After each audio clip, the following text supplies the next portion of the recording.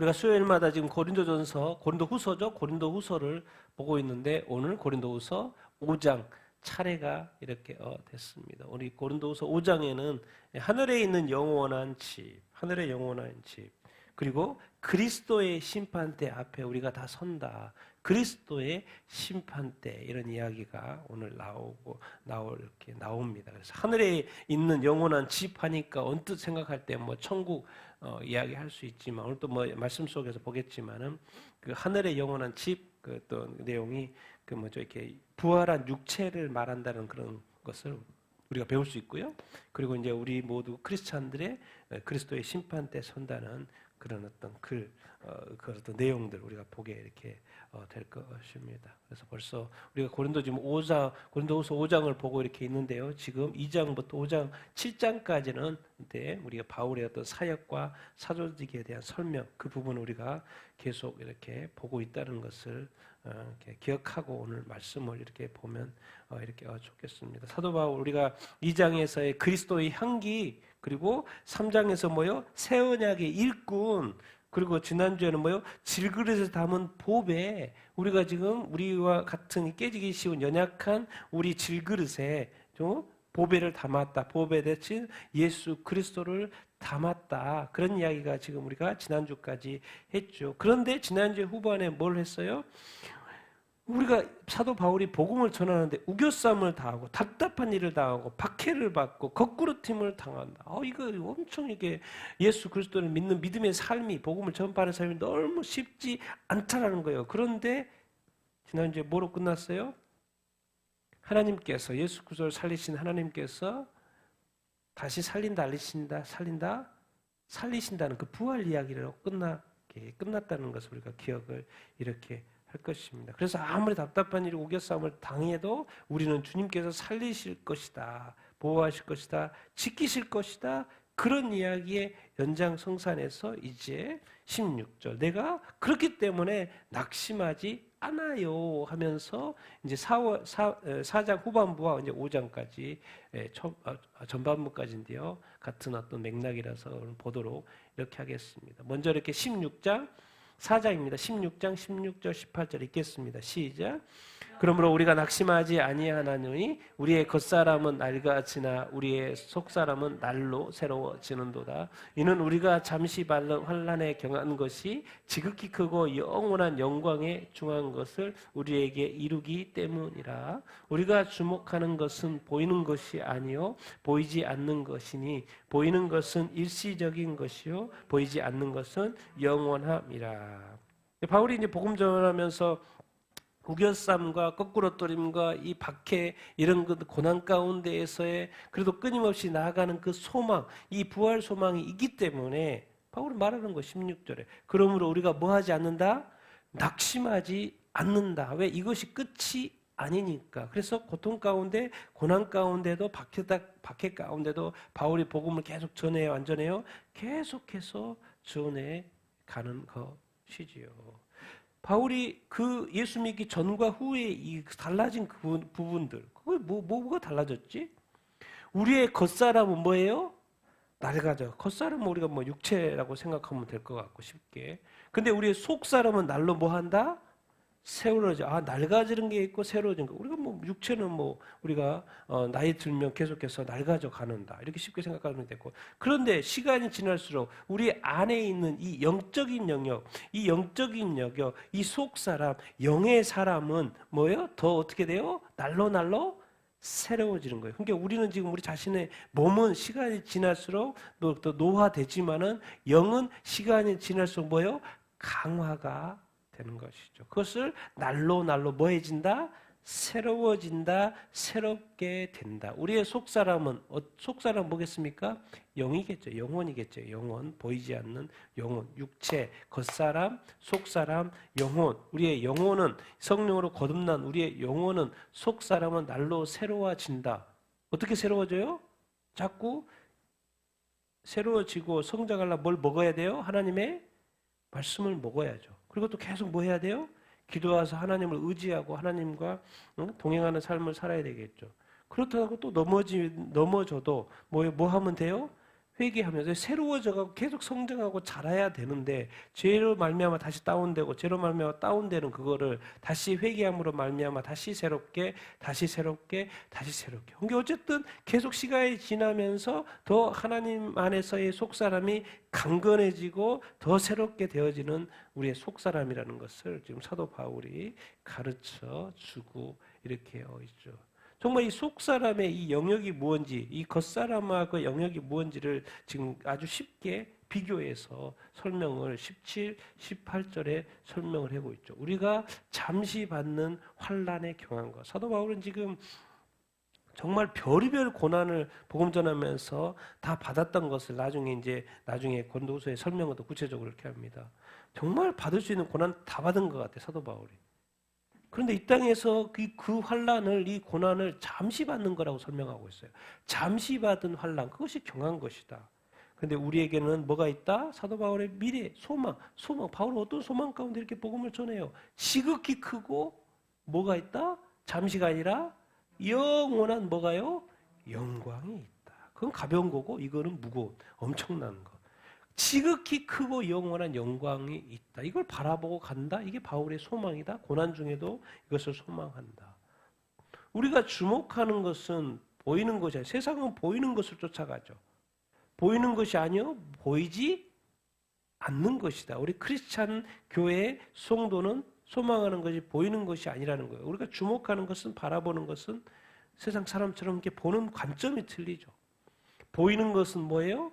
일시적인 것, 보이지 않는 것은 영원한 것이다. 그래서 보이지 않는 지극히 크고 영원한 영광을 우리가 바라보고 나아가기 때문에 사도 바울은 지금 이 잠시 받는 이 고난 가운데 믿음의 삶에, 믿음의 여정에, 정말 또 복음 전파의 이 여정 가운데, 이 사역 가운데 이 잠시 받는 이 환난을 참아낸다, 인내해내는 거예요. 이것을 통과해서 결국 지극히 영원한 영광에 이르게 될 것이기 때문에. 그러니까 사도 바울은 지금 어떤 목표를 향해 나아가고 있기 때문에 중간에서 절대 낙심하고 좌절하고 주저앉는 법이 없죠. 이 땅에서는 우리가 육체를 입고 있는 이 세상에서의 이 삶. 근데 우리가 있는 이 세상은 죄로 인하여 타락한 세상인 거고. 그러니까 천국이면 당연히 고난이 없을 텐데 이 땅에서는 고난이 있어요. 죄로 인한 고난, 여러 가지 고난들이 우리 삶의 고난과 이 환난, 또 복음 전하는 데서도 어떤 환난, 어려움, 예수 믿는 사람으로서 이 땅에서 살아가는 데에 대한 많은 어려움과 어떤 박해. 근데 사도 바울은 그 고통, 고난을 환난을 다 받아보는 거예요. 다 받아본 거예요. 우리가 평생 경험해도 살아보면서도 경험하지 못할 그런 고난들을 사도 바울은 다 받아보는 거예요. 그런데도 사도 바울은 고백하는 것은 이 고난은, 환난은 뭐다? 한시적이다. 제한된다. 아무리 고난을 네가 줘도 네가 10년, 내가 죽기 전까지 고난을 주는 거지. 내가 죽은 이후에는 고난을 줄 수도 없잖아요. 사도 바울도 지금 33년에 예수님이 30년에 돌아가셨고 부활 승천 33년에 예수님을 다메섹 도상에서 만나고 그리고 67년에 목이 잘려서 죽잖아요. 그래서 한 30몇 년을 복음을 위해서 달려가는, 어떻게 보면 한시적이죠. 고난이 있었고 환란이 있었지만 그게 한시적인 거. 그럼 도대체 일어났던 환란은 무엇인가? 이 일시적이긴 하지만은 이 환란과 고난은 무엇은 어떤 의도가 있는 것인가? 왜 하나님은 그런 것을 편하게 복음 전할 수 있게 하지? 왜 사도 바울에게 이런 것을 허락하시는 건가? 누구만 의지하며 살라고? 하나님만 의지해. 이 고난의 의미, 환란의 의미, 하나님이 왜 그런 것들을 허락하시지? 좋은 것만 허락하시지? 왜 고난도 환란도 왜 허락하셔요? 누구만 찾으라고? 하나님만 찾고 하나님을 의지하고 하나님 안에 소망을 발견하고 나아가게 하려고 하는 것이지요. 왜? 좀 앞을 봐. 이 세상에 이 한시적인 이 세상 끝나는 것이고 육체의 삶은 끝나는 것이고 천국의 삶이 너에게 있어. 천국의 삶이 예수 믿고 거듭난 이 영혼은 뭐가 예비되어 있어요? 영광스러운 영원한 삶. 이 땅의 이 한서기적인 삶을 가지고 스트러글하고 싸우고 하지만은 이것은 하나님이 볼 때도 사도 바울이 볼 때도 뭐예요? 아주 짧은 시간이라는 거예요. 예수님이 볼 때도 그 짧은 시간이기 때문에 기도하면서도 다 받아들이고 다 가실 수 있었던 거예요.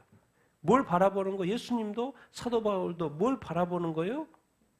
영광스러운 영원한 삶이 있다라는 것을 바라보고 나아가는 것을 이렇게 볼 수 있게 있습니다. 그래서 사도 바울이 말하는 거예요. 잠시 받는 환난, 이 일시적인 이 보이는 것들, 그러나 우리가 꿈꾸는 것은 지극히 크고 영원한 그 영광, 천국, 보이지 않는 것, 영원한 것, 영광스러운 영혼의 삶. 그래서 우리가 예수님을 믿기 때문에 우리는 이 땅에서의 삶에서 많은 고난과 환난을 이렇게 겪을 수 있게 있지만은 하나님을 의지하며 계속해서 나가야 되겠고, 우리에게는 뭐요?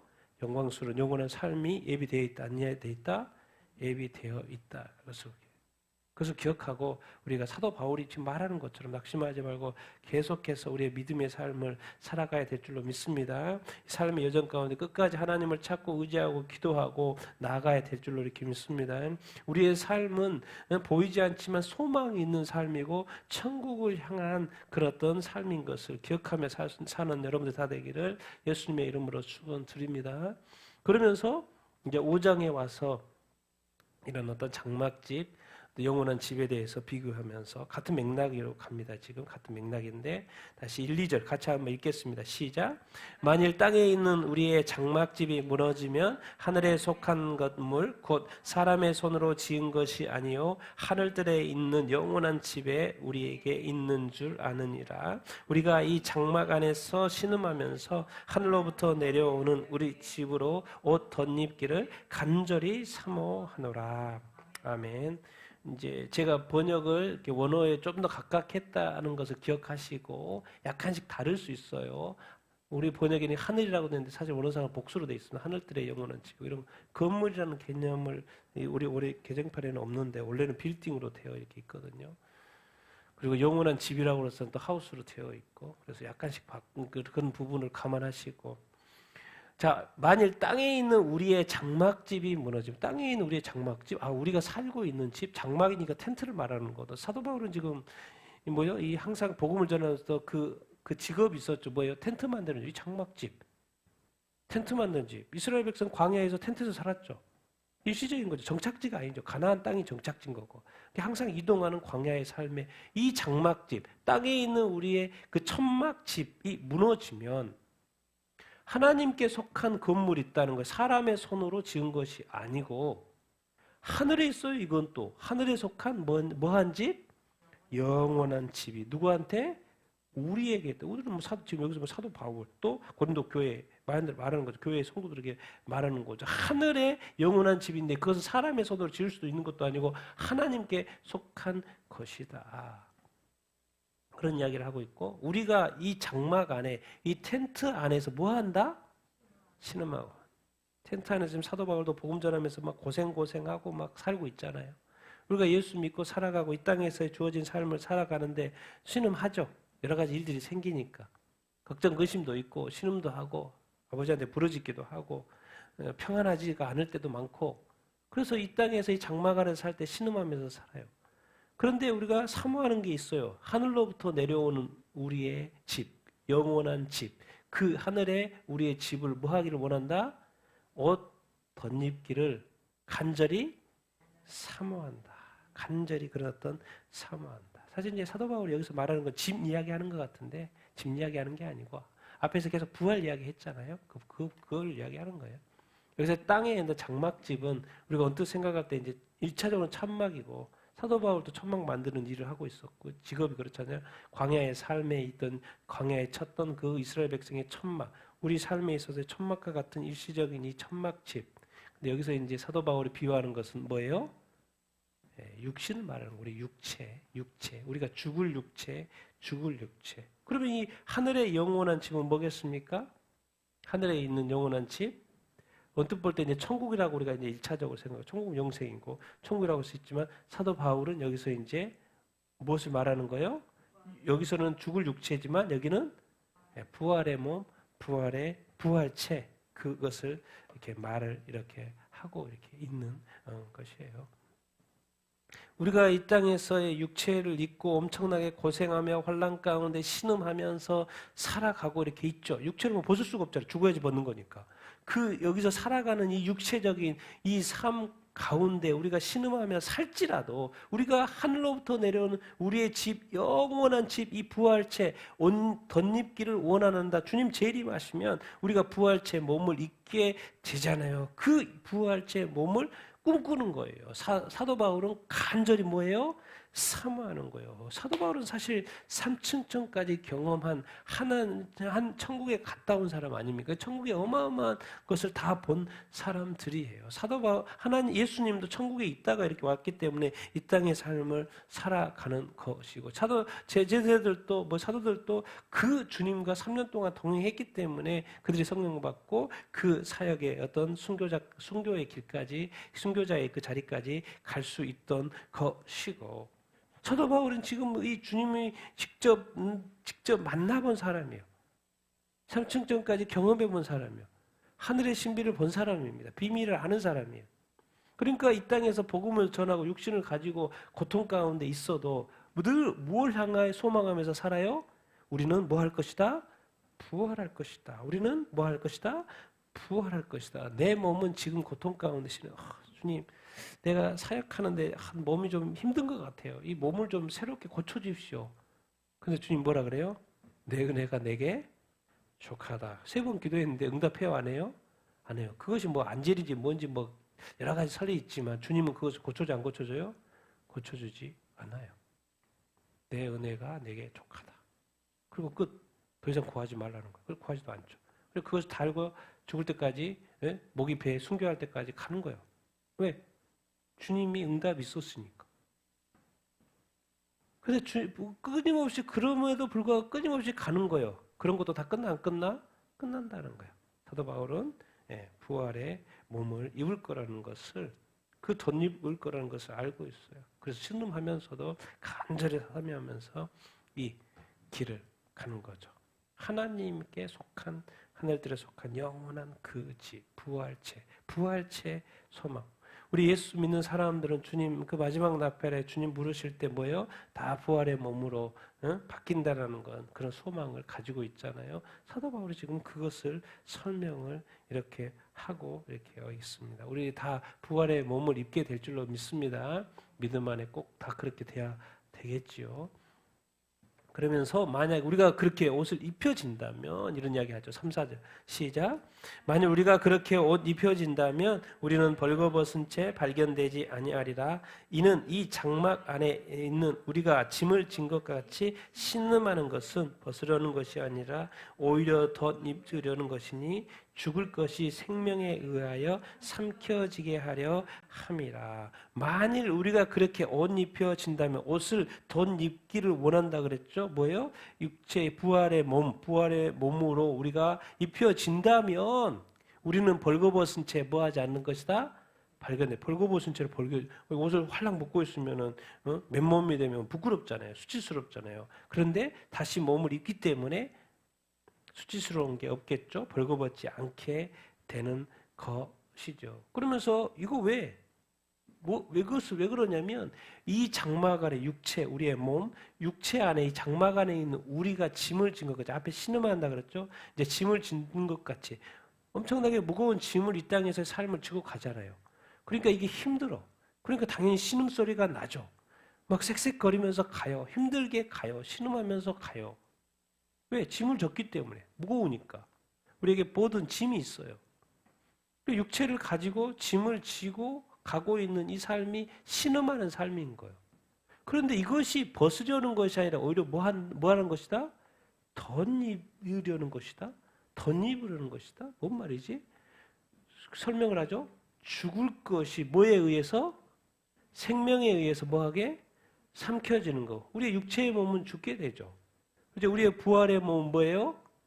생명이죠. 부활의 몸을 입게 되는, 덧입게 되는 그 생명에 의해서 삼켜지는 그날이 있다. 그런 말 이렇게 인 거예요.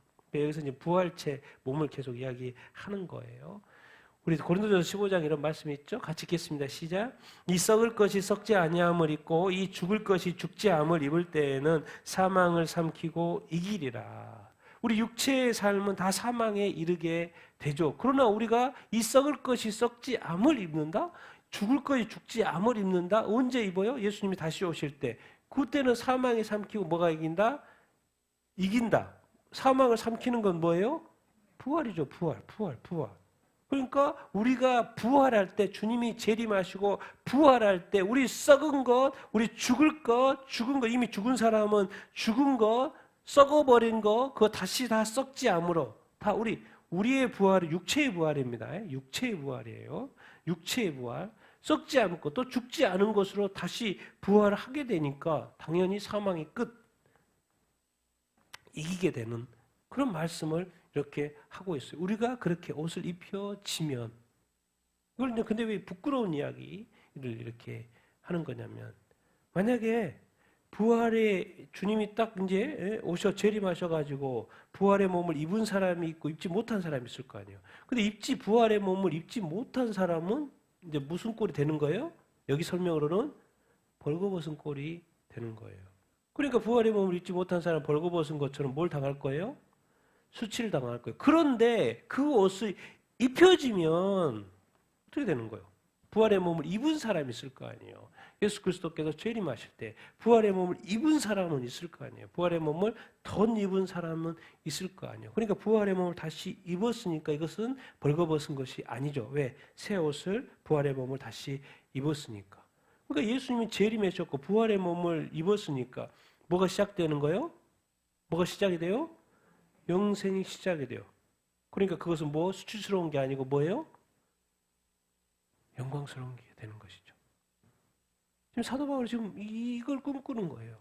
주님이 재림하시면 이 땅에서의 부활의 육체, 이 장막, 이 육체의 장막, 이 땅에서의 삶, 육체의 장막, 이 신음하는 이 소리 다 끝나고 이제 우리의 몸도 부활의 몸을 입을 것이고 그리고 그때는 뭐 영생이 시작되는 것이니까 이제 영광스럽고 영광스러운 삶이 시작이 될 거라는 이 소망이 누구한테 있는 거예요? 지금 사도 바울한테 있는 거예요. 지금 이것을 지금 고린도 교회에 설명을 지금 하고 이렇게 있는 거예요. 사도 바울이. 자기가 지금 사도권의 어떤 공격을 이렇게 받고 있고 도대체 왜 내가 여기저기 복음 전하고 또 고린도에 가서 우상숭배 땅에 가서 복음을 전하고 그 고통 다 당하면서도 왜 그 교회를 지키려고 하는 것인가? 이 땅에서 많은 이 복음 삶의 믿음의 삶의 고난, 이 환난이 있어도 그날에 우리가 부활체 몸을 입는 그날의 모든 것이 다 달라질 거라는 이 바울의 뭐가 있기 때문에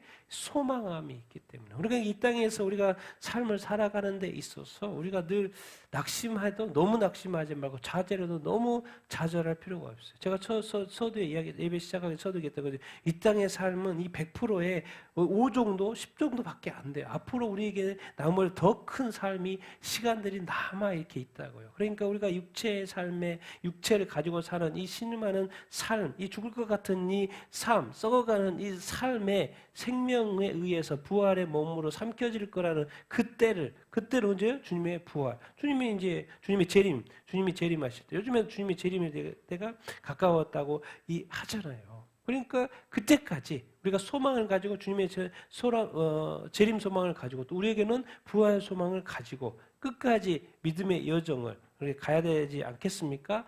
그렇게 갈 수 있게 되길 예수님의 이름으로 축원드립니다. 우리가 부활체 몸을 입게 될 날이 있을 줄로 믿습니다. 주님은 반드시 재림하십니다. 여러분의 몸은 부활의 몸이 될 줄로 믿습니다. 그리고 영광스럽게 될 줄로 이렇게 믿습니다. 근데 이 모든 것 지금 다 누가 인도하고 있지? 하나님이야, 하나님. 그 주체를 하나님으로 설명해요. 같이 읽겠습니다. 시작. 이제 바로 이 일을 위해 우리를 준비하신 분은 하나님이시니 그분께서는 또한 우리에게 성령의 보증을 주셨도다. 자, 이제 바로 이 일을 위해 지금 뭐 이야기하고 있어? 앞에서 계속 부활의 몸을 이야기하고 있잖아요. 계속해서 부활의 몸, 우리 몸의 부활의 몸 을 이야기하고 있는데 이 일을 위해서 우리가 이제 이 나중에 지금 현재는 육체의 몸을 입고 있겠지만 주님이 재림하시면 우리가 부활의 몸을 입게 될 텐데 이 모든 것을 준비하신 분이 우리를 위해 준비하신 분이 누구라는 거예요? 그래서 중요합니다. 주어가 누구라는 거예요? 하나님이라는 거예요. 하나님. 이 땅의 삶도 그렇고 이 땅의 모든 것을 그리스도도 그렇고 이 땅에 우리의 모든 삶에 이 되어지는 이 과정이 여정이 다 주어가 누구라는 거예요? 하나님이라는 거예요. 그러니까 우리가 기억하는 게 중요합니다. 우리 삶에 내가 어쩌고 저쩌고 아니에요. 하나님이 볼 때 나는 어떤 모습일까? 하나님이 보실 때 나는 하나님을 기쁘시게 한 자녀일까? 하나님이 보실 때 나에 대한 만족도는 몇 %일까? 나는 지금 하나님의 뜻대로 살고 있나?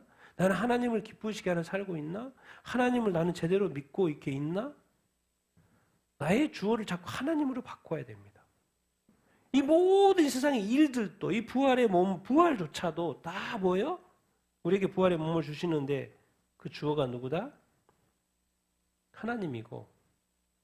그러면 부활의 몸을 어떻게 하시려고요? 뭔가 좀 표징이 있어야 되지 않아요? 어떻게 우리가 그냥 예수 믿고 그냥 사는데 예수님도 그냥 지금 올라가 버려져가지고 하늘 보좌에 앉아 계시고 멀리 계시고 그럼 도대체 우리가 어떻게 부활을 한다고 믿을 수 있어요? 뭔가 좀 증거 주세요, 증거. 확실한 증거 주셨죠. 그분께서 또한 우리에게 뭘 주셨어요? 성령을 뭐로? 보증으로.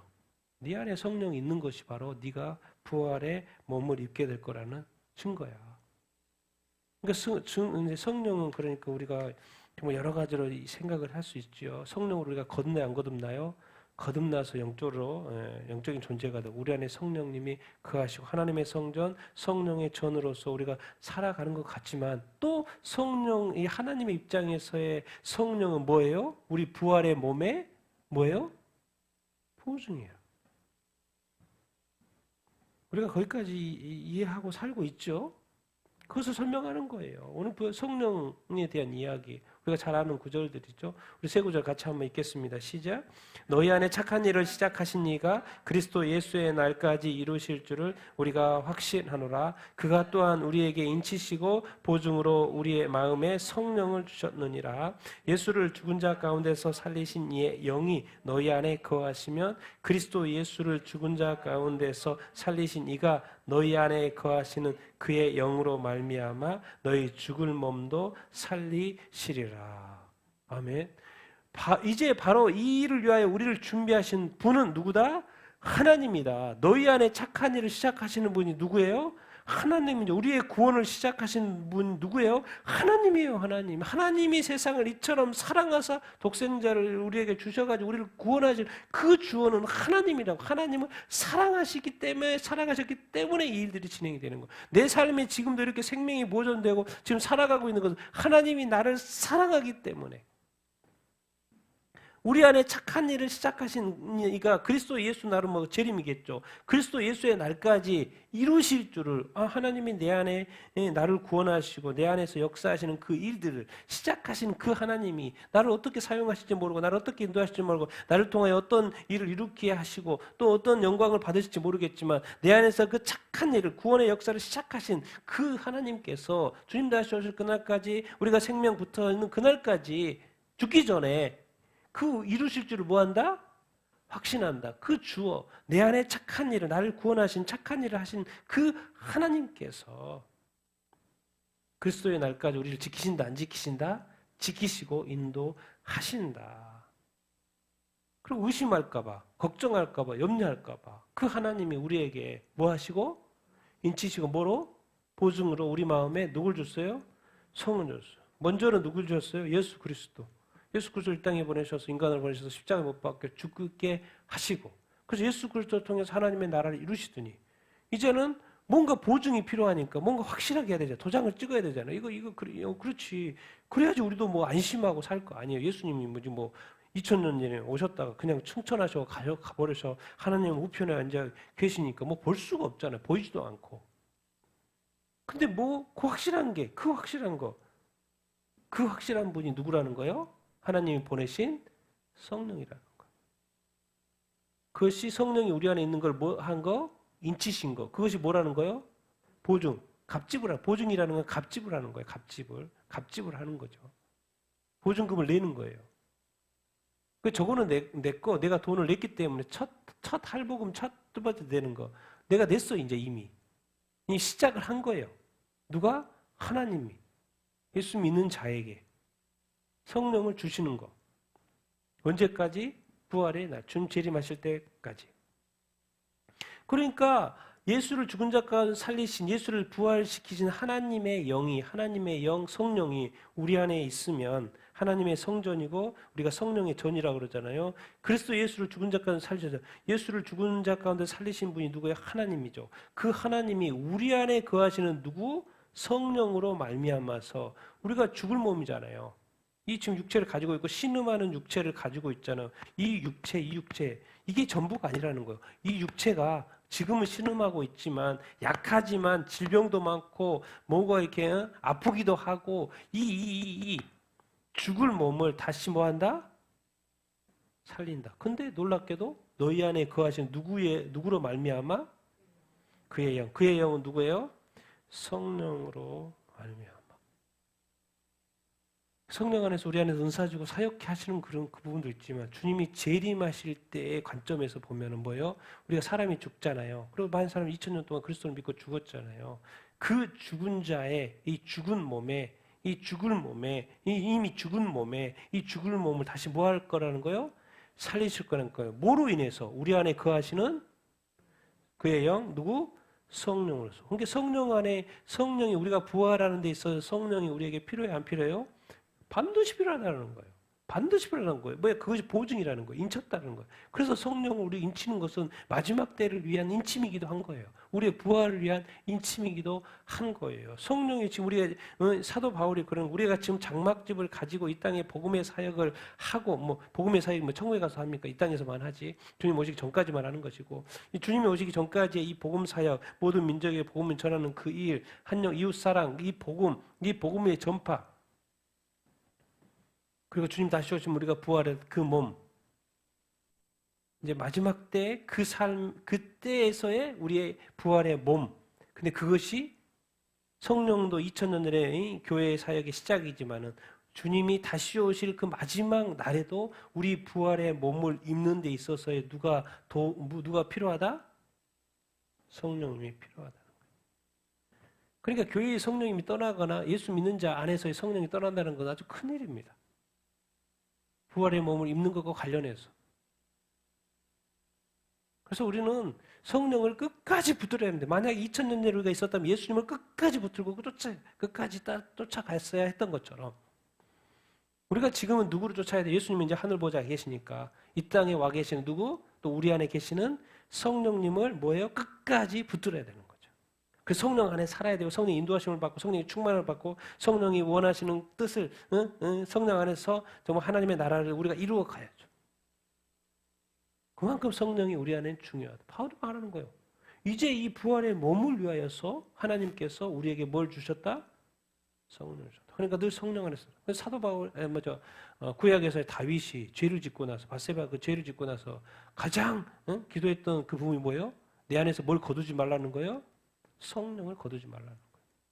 성령의 충만을 받아서 지금까지 왕권까지 왔던 그 사역에 있어서의 삶에 있어서의 성령의 역할의 중요함을 알았어요. 다윗은. 근데 죄를 지었잖아요. 그럼 성령이 떠날 것이 걱정이 되는 거예요. 그러니까 내게서 성령을 뭐 하지 말라는 거예요? 거두지 말라. 성령 떠나면 안 돼요. 내 힘으로는 이 어마어마한 나라 이를 어떻게 이끌어갑니까? 하나님의 나라, 하나님의 뜻을 수행할 수 없어요. 이 수많은 대적들이 옆에 있는데. 근데 성령의 그 능력으로 내가 지금까지 왔던 것처럼. 그래서 죄 지은 사람은 반드시 회개를 해야 돼요. 성령을 근심케 하거나 성령을 회방케 하지 말아야 된다는 거예요. 근데 이것이 어떤 사역의 삶 가운데, 우리 믿음의 삶 가운데도 중요하지만 우리가 주님 재림하실 때 우리의 부활의 몸으로 바뀌는 과정에서도 너희 안에 거하시는 성령으로 말미암아 우리 죽을 몸도 살린다라. 이 부활의 몸하고도 관련이 있으니까 우리가 늘 성령 안에서 성령의 충만한 삶을 살아야 되지 않겠습니까? 그 가운데서 주님을 맞이해야 되지 않겠습니까? 그렇게 되기를 예수님의 이름으로 축원드립니다. 성령의 인도하심을 늘 받게 되길 바라고 성령의 보증을 받았으니까 이제 성령의 충만함을 받게 되기를 바랍니다. 그것은 단순히 이 땅에서의 삶을 다 이렇게 주시는 사명을 잘 감당할 뿐만 아니라 믿음을 또 끝까지 잘 지켜드릴 뿐만 아니라 우리가 나중에 주님 다시 오실 때 부활의 몸으로 바뀌는 그 과정에서도 성령의 역할이 있기 때문에 반드시 성령 안에 살 수 있는 사는 여러분들이 다 되기를 예수님의 이름으로 축원드립니다. 아멘. 자, 그러면서 6, 7절 시작. 그러므로 우리가 몸 안에 있는 집에 있는 동안 우리는 주와 떨어져 있음을 알면서도 우리가 항상 확신에 차 있느니라. 이는 우리가 믿음으로 살아가고 보는 것으로 살아가지 아니하기 때문이라. 자, 설명하죠. 그러므로 우리가 몸 안에 있는 집에 있는, 몸 안에 있는 집은 뭐겠습니까? 우리 육체, 몸이니까 몸 안에 있는 집. 우리 육체 안에 사는 동안에 우리는 누구와, 주와 어떻게 있어요? 떨어져 있어요. 주님 지금 어디 계시니까? 하늘 오른쪽 부자에 앉아 계세요. 그러니까 보이지 않죠? 주님 보고 싶어도 볼 수 없어요. 왜? 하늘에 계시니까. 주와 떨어져 있음을 알아요. 이미 주님이, 사도 바울은 주님을 만났지만은 주님이 안 계시다는 걸 알아. 왜? 주님이 하늘 보좌에 앉아 계시다는 걸 알기 때문에. 그런데도 우리가, 교회가, 성도가 항상 뭐에 차 있다는 거예요? 확신에 차. 우리 개정판에는 담대함이라고 되어 있는데 원어적으로는 조금 더 확신. 주님 안 계시는데 주님이 보이지 않는데 더 확신이 있단 말이에요. 근데 항상 지속적으로 계속 매일 확신에 차 있을 수 있다는 거예요. 어떻게 그럴 수 있지? 주님이 저기 계시는데 나와 멀리 떨어져 있는데 어떻게 그럴 수 있지? 앞에서 설명을 하면 우리 안에 누가 계시기 때문에? 성령은 누구의 영이에요? 그 하늘 보좌 우편에 앉아 계시는 예수의 영. 또 누구의 영이라 그래요? 하나님의 영. 하나님의 영, 예수의 영이 내 안에 있기 때문에 나는 항상 뭐 할 수 있어요? 확신하며 살 수 있는 거예요. 담대하게 살 수 있는 거예요. 내 몸, 육체 안에 살고 있지만 주님은 하늘 보좌에 계시지만 주님과 동일한 주님의 영이신 성령이 내 안에 계시기 때문에 보증으로 내 안에 계시기 때문에 내가 항상 확신하여 담대하게 살 수 있다. 그런 이야기를 하는 거예요. 근데 주님은 보여요? 안 보여요? 보이지 않죠. 성령도 영이니까 보이지 않아요. 그럼 어떻게 확신 가운데 이렇게 살 수 있지? 어떻게 살아야 돼요? 설명하는 거예요. 이는 우리가 뭐로 사는 거 이제? 뭐로? 믿음으로. 뭐로 살지 않아요? 보는 것으로. 왜? 주님이 안 보이잖아요. 주님 보고 싶어도 볼 수 없어요. 그 주님 어디 계시니까? 하늘 보좌에 계시니까 보고 싶어도 볼 수가 없어요. 그러니까 교회 시대는 무슨 시대인 거예요? 성령도 영이고 예수님은 하늘 보좌에 계시고 보이지가 않아요. 2000년 전에 예수님이 육체로 왔던 시대가 아니에요. 볼 수가 없어요. 그러니까 이 교회 시대를 무슨 시대라고 하는 거예요? 무슨 시대? 믿음으로 걷는 거예요. 믿음으로 걷는 거예요. 하늘 보좌에 계시는 그 주님이 내가 너와 함께 있다. 근데 누구로 지금 함께 하시는 거예요? 성령으로 함께 하시는 거죠. 어떻게? 멀리 계시는 게 아니고 나와 아주 가까이 내 안에서 알고 보면 나와 뭐가 돼서 하나가 돼서 지금 주님이 동행하고 계시는 거예요. 성령 안에서. 근데 보이지 않기 때문에 어떻게 살아가는 거예요? 믿음으로 살아가는. 그래서 성경이 자꾸 믿음을 그렇게 강조하는 거예요. 보는 것으로 살지 않는다. 우리 히브리서 11장 1절에도 히브리서의 그 믿음의 선진들을 엄청 그렇게 이야기하잖아요. 거기에 첫 번째 1절 같이 읽겠습니다. 시작. 믿음은 바라는 것들의 실상이요 보이지 않는 것들의 증거니. 바라고 소망하는 것들에 뭐가 된다? 실상이 돼. 보이지 않아요? 보이지 않아. 보이지 않지만 뭐가 된다? 증거가 된다. 그 증거는 뭐가? 어떻게? 뭐가? 실상이 되고 증거가 되는 건 뭐다? 믿음이에요.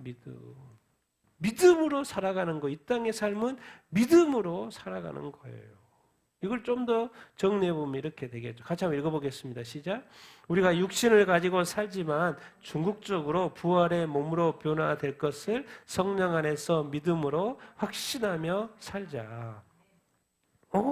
예수님은 저기 계시고 우리 안에 성령이 계시고 보이는 것은 하나도 없고 믿음의 여정을 이렇게 쭉 걸어가야 하는데 힘들 수 있죠. 그러나 성령 안에 있기 때문에 우리가 담대하게 확신에 차서 항상 지속적으로 매일 우리가 믿음의 길을 갈 수 있다 없다? 갈 수 있다라는 것을 말씀을 이렇게 하고 있어요. 이 성령 안에서 믿음으로 이렇게 보이지 않지만 믿음의 여정을 갈 때 우리는 궁극적으로 육신을 가지고 살지만 궁극적으로 주님 다시 오시면 어떻게 변화될 거예요? 어떻게 변화돼요? 부활의 몸으로 변화될 거예요. 우리가 그날까지 그 확신을 가지고 누구 안에서 사는 거예요? 성령 안에서. 성령은 보이지 않아요. 주님도 안 계셔. 그러니까 성령 안에 산다는 건 또 뭐로 산다는 거예요? 뭐로 사는 거예요? 믿음으로 사는 거예요. 참 이게 사실 이제 믿음으로 살아야 되니까 눈에 보이는 것으로 살지 않고 믿음으로 살아야 되니까 사실 어떻게 보면 또 어려울 수도 있죠. 그런데 사도 바울도 해냈고 사도들도 해냈고 제자들도 해냈고 2000년의 믿음의 선진들도 다 해냈어요. 없어요. 오직 뭐로? 오직 뭐로? 교회 시대의 모든 믿음의 선진은 오직 뭐로? 믿음으로.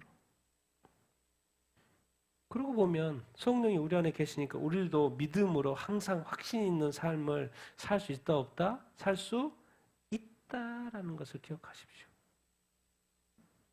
내가 지금 예수 믿는 믿음이 진짜 내 삶을 넉넉히 이기고도 남을 믿음인가? 이렇게 수없이 넘어지고 흔들리고 좌절하고 낙심하고 하는 그 믿음은 과연 내게 어느 정도의 믿음인가? 이 믿음의 크기는 도대체 어느 정도지? 내 안에 나도 예수님을 믿고 성령 안에 이렇게 있고 내가 정말 나중에 전국적으로 부활의 몸으로 바뀔 것도 알고 있고 이 믿음 내가 믿음이 있는데 내 삶은 과연 믿음으로 세상을 이길 정도 이 세상을 이기는 것은 믿음이라고 했는데 그 믿음 이 믿음은 나의 어느 정도의 강함인가? 이런 것을 생각해 볼 필요가 있죠. 예수 그리스도 믿고 성령까지 내 안에 있는 어떻게 보면 모든 것을 가졌는데 과연 이 보이지 않는 이 믿음으로 나는 승리하고 있나? 그런 것을 우리가 생각해 볼 필요가 이렇게 있죠. 그래서 다시 한번 우리가 여기서 사도 바울이 강조하는 것은 뭐예요? 그런 어떤 주님의 어떤 우리의 부활의 몸을 우리가 입는 그 날까지 우리가 살아가는 삶은 뭐로 살 수밖에 없다? 뭐로 살 수밖에 없다? 믿음으로. 믿음으로 살 때 또 성령이 도우신다, 안 도우신다? 성령으로 도우신다. 이 믿음의 여정. 그러면서 이제 마지막에 이제 마무리를 8, 9, 10절 이렇게 하는데요. 같이 읽겠습니다. 시작. 우리가 확신하며 원하는 바는 오히려 몸을 떠나 주와 함께 있는 것이라. 그런즉 우리는 몸으로 있든지 떠나 있든지 주를 기쁘시게 하는 자가 되기를 힘쓰노라. 이는 우리가 다 반드시 그리스도의 심판대 앞에 나타나리니 각 사람이 선인든 악이든지 자기가 행한 것에 따라 자기 몸을 입은 동안 행한 것들을 도로 받으리라. 아멘. 자, 우리가 확신하고 원하는 바는 오히려 몸을 떠나 주와 함께 있는 거 맞죠? 몸을 떠나는 거면 죽는 거죠. 죽어서 주님과 함께 하는 것이죠. 그게 최고죠, 최고. 근데 그게 죽는 것이 쉽습니까? 오히려 몸을 떠나 주와 함께 하는 게 우리의 소망이죠. 그게 바라는 거죠. 근데 그것이 죽음 이후이기 때문에 우리가 그게 또 어떻게 보면 또 쉽지가 않아. 바라고 소망하고 확신하는 건 그것이죠. 근데 한 가지 기억하라는 거예요. 사도 바울이. 도대체 사도 바울은 왜 이 복음을 전하면서 이 고생을 하고 있지? 한 가지 기억하라는 거예요. 사도 바울이 이걸 아는 거예요. 그래서 우리한테 가르쳐 주는 거예요. 주님과 죽어서 주님과 함께하는 건 게 좋은 건 알겠는데 이것을 기억하라는 거예요. 그거보다 죽는 것보다 더 중요한 일이 있다는 거예요. 죽기 전에 꼭 알아야 되는 사실. 그런즉 우리는 몸으로 있든지 떠나 있든지 누구를 기쁘시게 하는 자가 돼야 된다? 누구를 기쁘시게? 주를 기쁘시게 하는 자가 되기를 뭐한다? 힘쓰는. 주를 그러니까 지금 내가 주님을 기쁘시게 하고 있나? 생각을 해봐야 된다는 거예요. 주를 기쁘시게 그러니까 지금 몸으로 있든지 떠나 있든지 죽었든지 몸으로 떠나 있든지 간에 중요한 것은 주님을 기쁘시게 하는 삶을 살았나? 그렇게 힘써 왔나? 그것을 생각해 봐야 된다는 거예요. 왜? 도대체 왜 주님을 기쁘시게 하는 삶인지 아닌지를 왜 이렇게 체크해 보는 게 그렇게 중요하지? 우리가 다 반드시 누구 앞에 나타난다는 거요? 그리스도의 심판대 앞에 나타난다. 우리니까 사도 바울이 자기 자신 포함한 그 뭐죠? 이 고린도 교회 성도들한테 말하는 거죠. 우리가 다 반드시 우리 모두가 다 한 사람도 예외 없이 누구 앞에? 그리스도의 심판대 앞에 선다는 거예요. 그럼 심판대 앞에 서요? 우리 그 성도들도 심판 받는 건가요? 그리스도의 심판대 앞에 선다고 했으니까. 근데 여기서의 심판은 좀 다른 심판이죠. 불신자의 심판하고는 각 사람이 선이든지 악이든지 자기가 행한 것에 따라서 자기 몸을 입은 동안에 이렇게 살아있을 때겠죠. 육체의 몸을 입고 있는 동안에 행한 것들이 있을 거 아니에요. 그것이 선이든지 악이든지 그것을 뭘 받는다? 도로 받는다. 악을 행했으면 초보를 받을 것이고 선을 행했으면 상급을 주시겠죠. 왜 그리스도의 심판 때 우리가 이제 이것을 이렇게 알아야 되냐면 불신자들은 당연히 요한계시록 맨 끝에 있는 무슨 심판을 받아요? 백보자 심판, 천년 왕국이 끝난 다음에 예수님이 재림하시고 천년 왕국 다음에 사탄의 심판받고 또 이제 지금 죽어 있는 불신자들 심판을 받죠. 그게 이제 백보자 심판, 하얀 보자 심판이죠. 불신자들은 백보자 심판 받아요. 그래서 보니까 책들이 펴져 있고 그들이 행한 대로 그 책에 기록된 대로 저 삶을 살았으니까 뭔가 했을 거 아니에요. 그 모든 것이 다 기록이 되어 있는데 거기에 무슨 심판? 최후 심판을 받는 거예요. 일단 불신자니까 지옥이죠 뭐. 그 행한 거에 따라서 뭐 더 심한 벌을 받든지 덜 받든지 뭐 그런 게 있겠죠. 왜? 책들에 기록된 대로 정말 악을 저지른 사람이 있을 것이고 덜 악을 저지른 사람이 있을 것이고 뭐가 있겠죠.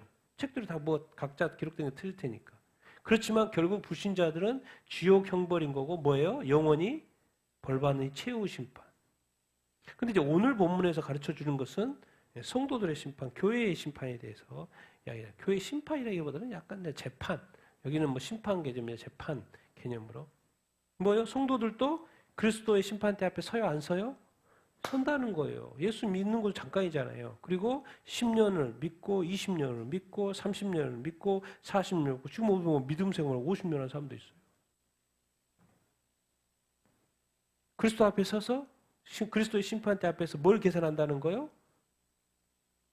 성도로서 행한 일에 대해서 선이든지 악이든지 뭐예요? 행한 것을 대해서 도로 받는다. 이게 지금 이게 이제 우리 예수 믿으면 의롭게 되죠. 의인이 되죠. 의롭게 된 것에 머물러 있으면 안 돼요. 지금 예수 믿고 거듭난 사람들 교회만 왔다 갔다 하고 나 구원받았다고 하고 있는데 이것은요 그냥 그리스도인 됨의 10%에 불과한다니까요. 이미 입문이에요. 입문. 하나님의 사람이 됐다는 그 입문에 불과한 거예요. 내가 의인이 됐다는 것은. 진짜로 중요한 건 뭔지 아세요? 이제 성도로서 살아내는 삶인 거예요. 그것이 선일 수도 악일 수도 있고 생각부터 행동부터 말부터 행동, 이웃사랑, 돕기, 봉사, 섬김, 하나님의 나라, 복음 전파 많은 하나님 나라의 영역들이 있죠. 우리 삶의 영역 속에서 선이든 악이든 악한 말일 수 있고 선한 말일 수 있고 이웃을 도와줄 수 있고 안 도와줄 수도 있고 무시할 수도 있고 어떤 사람을 끊임없이 우리가 관계하는데 어떤 일, 주님이 주어진 일들이든지 교회 일이든지 우리가 성실하냐 성실하지 않느냐 이것이 중요하다는 거예요. 성도로서의 선행. 그래서 선행이면 하나님을 기쁘시게 하고 주님을 기쁘시게 했으면 뭘 받는다? 상급을 받는 거예요. 근데 만약에 악을 행했으면 그리스도인인데 우리가 고린도 교회 성도 중에서 악을 행해버렸다. 그럼 도로 받는다 그러면 악을 받겠죠. 그게 뭐예요? 처벌을 받는 건가? 뭐 지옥은 가진 않겠죠. 그래서 이제 이렇게 이야기합니다. 우리 그 고린도 전서 3장에 보면은 예수님이 딱 터가 됐어요. 그 위에 건물을 세우기 시작해요. 그래서 금은 보석이든지 나무든지 또 풀이든지 집이든지 세 종류가 나오죠. 근데 거기에 그리스도의 터 위에 믿음 위에 세웠으니까 집을 세웠으니까 뭐예요? 불시험을 한다 그러죠. 근데 불시험을 했으니까 불이니까 금은 보석은 태울 수 있어요 없어요? 태울 수가 없으니까 남았어요. 그러니까 뭘 받아요? 상급을 받는 거죠. 근데 나무나 집이나 풀은 불이니까 태워져요, 안 태워져요? 태워져요. 그럼 남는 게 있어요, 없어요? 남는 게 없어요. 불시험을 한다는 거예요. 우리 삶이 어떻게 살아왔는지에 대한 선과 악에 대한 심판이 있다는 거예요. 선행에 대한, 이 악행에 대한 심판이 있다는 거예요. 근데 누구는 태워지지 않아. 누구는 태웠어. 태워져. 근데 이제 놀랍게도 거기에 태워진 사람에 대한 이야기가 추가가 되죠. 다 태워졌어. 근데 그 다음 구절 뭐예요? 구원은 받대 그래요. 그걸 안 받는다는 거죠. 예수 믿었으니까 구원을 받대? 뭐가 없다는 거예요? 어떻게 구원받는다는 거예요? 불가운데 구원을 받는 것 갖는다고 이렇게 말해요. 그러니까 우리가 이제 남의 구원에 대해서는 우리가 모든 그 상황을 모르기 때문에 늘 조심해야 합니다. 상급을 많이 받을 사람이 있고 적게 받을 사람이 있고 못 받을 사람도 있나? 이런 이야기를 성경은 지금 하고 있어요. 그러니까 우리가 지금 예수를 믿고 성령 안에 사는 삶은 아주 중요합니다. 왜? 그 삶의 결산을 누구 앞에 산다는 거예요? 그리스도 앞에서 결산을 하고 천국에 들어간다는 거죠. 그러고 보면 우리가 예수 믿는 삶은 아주 단순한 게 아니에요. 구원 얻었다고 의인이 됐다고 안심하지 마십시오. 끝까지 최선을 다합니다. 사도 바울이 지금 끝까지 최선을 다하는 거. 왜 도대체 사도 바울이 순교의 자리까지 쉬지 않고 33년에 예수 믿고 변화되어서 죽을 때까지 정말 뒤돌아보지 않고 끝까지 달려갑니까? 자기가 부활할 것도 알고 끝까지 달려가요. 왜요? 사도 바울이 말하는 거예요. 나도 죽어서 어디 할 때 설 거냐면 그리스도의 심판대 앞에 설 거야. 그러니까 내가 후회함 없이 사는 거야. 후회함 없이 끝까지 최선을 다하는 거야. 끝까지 복음을 내어 주님이 주신 사명에 최선을 다하는 거야. 나도 그리스도 앞의 심판대 앞에서 심판을 받을 거기 때문에. 우리가 정말 부끄러운 구원이나 불가운데 구원받는 그러한 삶을 우리가 살아야 되겠습니까? 우리가 예수 그리스도께서 우리를 위하여 십자가를 못 박고 인간이 되셔서 이 땅에 오셔서 십자가의 고난을 통하여서 우리를 구원하셨는데 우리가 이렇게 널널하게 살아서 주님을 위해서 목숨 바쳐 살고 최선을 다해 살고 주님의 나라와 복음과 이 구원을 위하여 열심히 살다가 주님 맞아야지. 그 부활에 참여해야지. 부활은 이게 따놓은 당상이니까 이야기하는 거예요. 그러나 그 부활의 몸을 입는 자는 어떻게 사는 것이 이 땅에서 삶이 중요하냐? 주를 기쁘시게 하는 삶을 살아야 되고 그것을 기쁘시게 하는 자가 되기 위해서 뭐 해야 된다? 힘써야 된다. 수고해야 된다. 노력해야 된다. 그렇게 말하고 있어요. 도대체 왜 노력해야 돼요? 말하죠. 그리스도의 심판대 앞에 설 거기 때문에. 그러니까 죽는 게 중요한 게 아니고 그 부활체의 몸을 이렇게 받는 것은 당연히 중요한데 그것보다 더 중요한 게 그리스도의 심판대 앞에서 설 거라는 것을 늘 인식하면서 살아야 된다. 하나님께서 이 땅에서 허락하신 이 삶의 영역들에 있어서의 주님의 뜻을 알고 주님이 원하시는 그 선행과 말씀에 어떤 순종해서 해야 될 그 일들을 꼭 해내야 한다. 그래서 선행을 받고 선행해서 상급을 받도록 애써라. 주님이 말씀하시는 사도 바울이 지금 말을 하고 이렇게 있는 거예요. 난 여러분들이 그리스도의 심판대 앞에 서서 정말 큰 상급을 쌓는 여러분 다 되기를 예수님의 이름으로 축원드립니다. 그러니까 이미 그 그리스도 심판대 앞에서의 모든 것은 이 땅에서의 우리가 삶을 어떻게 살았는지 우리 자신이 다 알잖아요. 각자가 다 알잖아요. 그럼 그때 어떻게 어떤 상급을 받았는지 사실 각자가 다 알고 있어요. 다 설명이 될 수 있어요. 자기가 어떻게 살았는지 다 알고 있고 그리스도인으로서 어떻게 살았는지 다 알고 있잖아요. 과거 일은 뭐 잊어버릴 수 있겠지만은 보통 대충은 알고 있잖아요. 그대로 받을 거예요. 그대로 행한 대로. 아, 내가 이렇게 되면 큰 상은 못 받을 거야. 분명히 큰 상은 못 받았겠죠. 근데 자기가 이런 일을 했고 저런 일을 했고 저런 일을 했더니 그 일들에 대해서 생각해 보면 주님이 이런 정도 큰 상을 줄 수도 있겠네라고 생각하는 그런 어떤 그런 삶을 자기도 계산해 봐도 자기가 열심을 주를 위해서 열심히 살았다고 그렇게 할 수 있는 그런 삶을 살아야 되지 않겠습니까? 사도 바울의 삶을 보십시오. 30 몇 년의 삶을 제가 봐도 큰 상 받지 않겠어요? 베드로 큰 상 받지 않겠어요? 사도 요한 큰 상 받지 않겠어요? 그럼 나는 큰 상? 작은 상? 조금? 아니면 불가운데 구원 받는 그 부끄러운 그런 어떤 구원? 여러분 어떤 것 같습니까? 여러분 그리스도 심판대 앞에서 웃을 수 있을 것 같습니까? 아니면 울 것 같습니까? 아니면 부끄러울 것 같습니까? 아니면 기뻐할 것 같습니까? 착하고 충성된 종아, 주님이 그렇게 하실 것 같습니까? 악하고 게으른 종아, 그렇게 말할 것 같습니까? 정말 그리스도인의 삶은 사실 책임이 있는 삶입니다. 성도가 됐다는 것은 성도여도 책임을 다해야지 그냥 교회만 왔다 갔다 하는 게 아닙니다. 또 예배만 또 다 드리는 것이 또 전부가 아닙니다. 당연히 예배는 열심히 드려야 되겠지만은 예배 드리는 시간은 또 짧습니다.